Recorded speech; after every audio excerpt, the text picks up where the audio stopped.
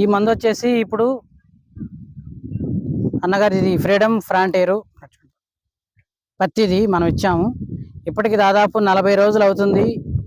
ఎటువంటి మందు కూడా కొట్టలేదంట, కొట్టమని చెప్పాను. అయితే ఇవి రెసిస్టెన్స్ పవర్ని తట్టుకునే రెసిస్టెన్స్ పవర్ ఉన్నటువంటి విత్తనాలు. చిన్న మొక్కలు అనేవి వేరే లోకల్లో కొనుక్కొని చేశారు. ఇవి పెద్ద మొక్కలు. పచ్చదోమ ఉంది, అయినా కానీ ఏం చేయట్లేదు.